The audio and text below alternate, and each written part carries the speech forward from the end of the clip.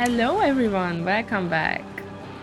If you saw my latest community post, you know that I decided to start a little tips and tricks or tutorial series for more advanced players, or if not advanced, maybe people who already played Joseph for a while now and they are aware of the basics, know how the skills work, know the basic strategies that they can use, or they are comfortable with the strategy they are using. So this series, few videos will be mostly for them, but also new players. If you only started using him or just use any hunter in general, I believe there will be a few tips and tricks you can get from these series. So I hope you will really do enjoy it and find something that you can make use of in your own matches. The first part I decided should be about bans. I get a lot of questions about who I ban usually, especially after IDV added the function that we can ban two characters after a certain tier. So in this video I will share both my preferences in banning, and I'll tell you how you can ban the characters who will be the most help, or like the biggest help for your own gameplay. Because believe it or not, it's not just ban the most OP two characters and be done with it. You can do this much more smartly, and I think most people just kind of go with like the usual bans they see their mains, like the players of their mains make, or just go with something that they're used to and they don't even pay attention to it. So, first of all, having bans and being able to ban characters, especially two, is one of the biggest helps for us hunter mains out there in these dark times. So it's really important to know and to ban logically and smartly, not just blindly someone. Of course, if you feel confident enough to go against any survivor, or you're in lower tiers maybe and you think you can't really get hurt or can't really get bothered by anyone, then it doesn't really matter. But if you're getting higher up on the tiers and you feel like you're already kind of struggling, then it's really important to pay attention to these things, because believe it or not, they can change a lot. Let's start with who I ban and how I ban. My go-to bans, if I feel normal and everything is normal, I would ban Seer and Prisoner. Previously I used to ban Mac instead of Prisoner, but after the Mac nerf and the lack of people using her, I decided to just ban Prisoner instead. I feel like he really can mess with Joseph, because while you're in photo world, even if you like made the survivor leave a cipher, Prisoner can just connect them and finish it from like far away. Of course this applies to every hunter, but I feel like it's much more useful to ban Prisoner instead of Mechanic or the other decoders for Joseph than for any other hunter maybe. Seer is kind of obvious, because especially with my strategy, it's really not a good thing when a player, especially if they are in VC2, if they know where I am and I'm not taking the picture early game. So that's one of the main reasons. And of course the owl, even if I hit everyone and no one can save, Seer can still have an owl and change a game, because a save can really change a game. Especially with Joseph matches, if you just down someone, maybe like a great kiter, just through photo world and no one could save by the limited version. It was so beautiful. So yeah, it can be a real pain to have Seer in your match, so that's why. I think that's self-explanatory. But as I said, these are just my go-to bans, so it's not always the case. And this is when it comes into just pay attention to your gameplay each day.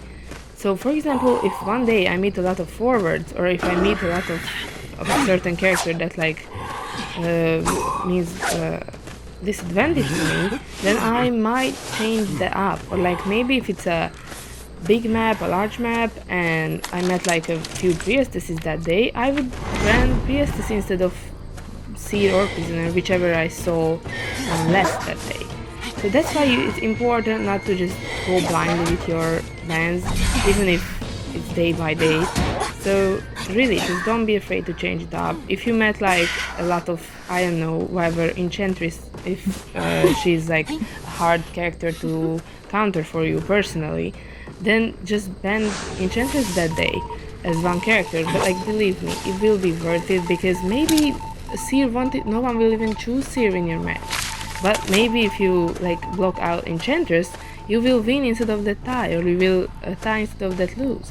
So just really do ban whoever you have the most difficulty playing against. Don't be afraid to experiment even with bans. Just like try, if someone is annoying you, or like you notice that every match or like every second match you maybe get a disadvantage because of that certain character, or you can't really counter that character personally, either because of your ping, the character you play, or any reason really, just feel free to ban them. You don't have to, like, what's the chance of meeting the meta characters 4 of in a team? Like, I don't think that's too high unless you're like really up on the leaderboards and the rank lists. So I think you should just really feel free to ban the person who you have the most problem against. Believe it or not, before, when I went for my S badge, there were numerous matches I banned a Mind's Eye. You maybe laughing at this, but actually, the reasons are kind of simple. I know some hunter mains use earphones to decide where hurricane is coming from. I do not, because I only have Bluetooth earphones, and they really do mess with my ping, and I already have mostly yellow and red ping, so I don't want to make it worse with anything. And Mind's Eye can show everyone at the start of the game that I'm not taking a picture, therefore ruining my whole strategy. And she can decode if I don't find her. So, especially on bigger maps, usually they choose her, in my experience, on Lakeside and such, like darker, bigger maps like Leo's Memory and Lakeside. And I just really had enough of them, and some of them even like made fun of me pre-match, like, who bans Mind's Eye, because like she's apparently easy to down, but that's not even the case every time. It's really, Mind's Eyes can really be good kiters, and they would be like stunning you with every pellet they see, because you don't expect a Mind's Eye to be able to hit a pellet stun. So I'm really just saying not for you to ban Mind's Eye, I'm not saying that for this, but like, don't feel ashamed to just ban the character you have a problem against. I do just claim it. Yeah, like, I hate Mind's Eye, I hate to play against her, especially with Joseph. It's difficult, and I think it gives a really big buff for the whole team to know that I'm not taking a picture early game, and for me, that's what I rely on the most. So maybe you could, based on this, you could choose, like, open IDV, or like open the survivor list, and like go over each one, like which one do I have the most problem going against, and then you will like find your bans and start experimenting with them, like which, maybe like on a certain map you have a problem with the character and another map you don't. This could be maybe Priestess. Let's say on Arms Factory she's not that strong, of course the word portal still can be annoying, but if you don't have a problem with her on smaller maps, then there you go. Like, you don't have to just insta-ban them as a reflex to just, like, I don't know, ban Priestess and Seer every match if you like don't have a problem with them on a certain map. So that's why I told you guys to ban smartly, and believe me, this will change a lot on your gameplay.